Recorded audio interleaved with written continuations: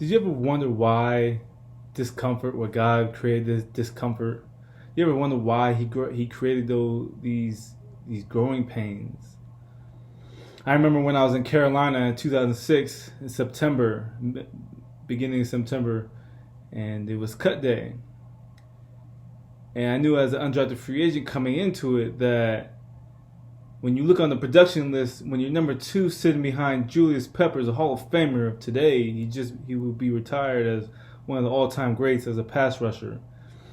And when you see your name underneath Julius Peppers on the production list, you feeling pretty good about making the team.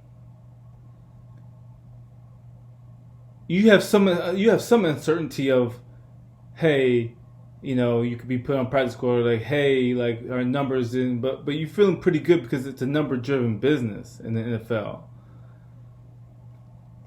So that cut day came, and I started getting phone calls of other teammates getting like, hey, bring your notebook, bring your playbook down to the office. We got to turn it in. They're gonna let you go. So you start hearing doors close. You start getting phone calls and texts. And you're like, shoot, man, like, man, I know I did my thing out there. Like, I put it all out there. Shoot, I mean, the numbers are there. I wasn't the best, but I know I give it 100% effort.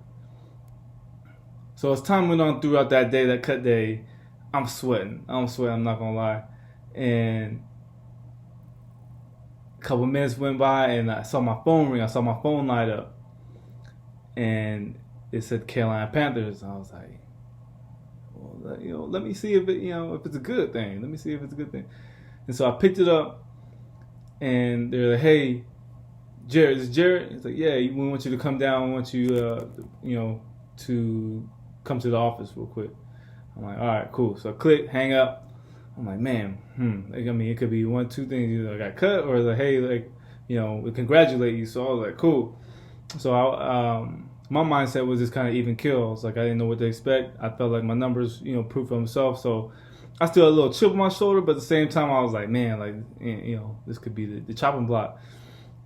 So when I went to the office, they were like, hey, Dr. Bush. They called me Dr. Bush when I wanted in. Dr. Bush, hey, like, you're gonna play football this year, but we're not sure if it's gonna be the Carolina Panthers.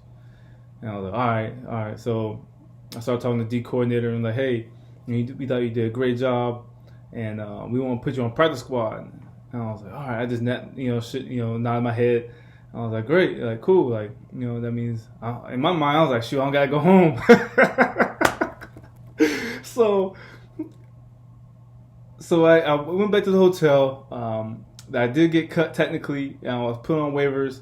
So, but at the end of the day, I felt like I proved myself. In my mind, I felt like I was good enough to be on the roster, being that I was second behind one of the top tier athletes on the team. So I was disappointed in myself, because as an athlete, you have high expectations for yourself and you perform, and then when you meet those expectations, you're like, cool, like, you're gonna get that goal. So I was just devastated, man. I was devastated because I was like, I got cut. Like, I started calling my dad, started calling my some of my friends, the old coaches, of what went down. And I was just like, man, like, and it was just so uncomfortable because throughout your lifetime, right, you're able to kind of punch your own ticket based off like your goals and just being an athlete and just working hard. And, it just definitely fell in the state of like discomfort. I was like, man, I'm not used to like just getting cut like that. Like, especially at a high level, and that you play well enough to make the team. And I was just in a state of just disappointment. I closed all the blinds. I was like, I don't want nobody to see me. I just stayed in my room. And again, I ended the day. The next day, I got picked up and called by the Green Bay Packers, and ended up flying on a plane the next day. And I started that season in 2006 and until present, and here I am today. But let me digress.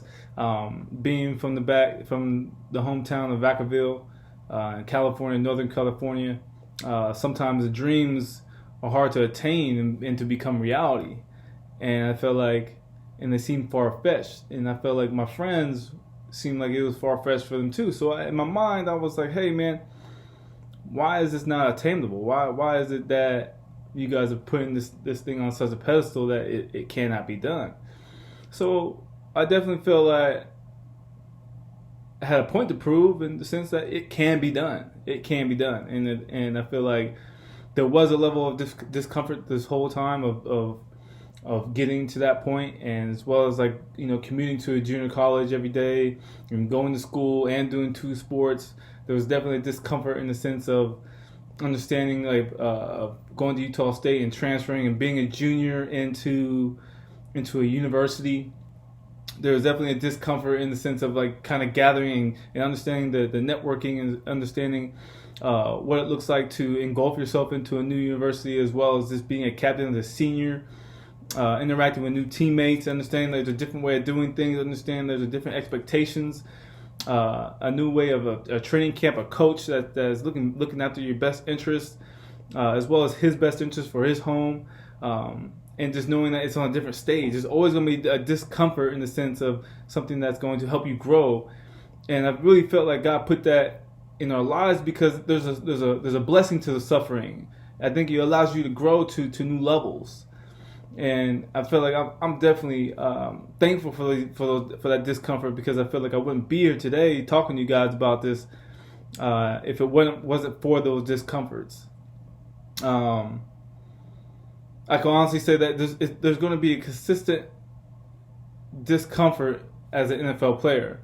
Walking an NFL player's life is definitely going to be something that is going to be foreign to somebody, foreign to the human body, because it's just not the same. Once you sign that dotted line, it's just not going to be the same. And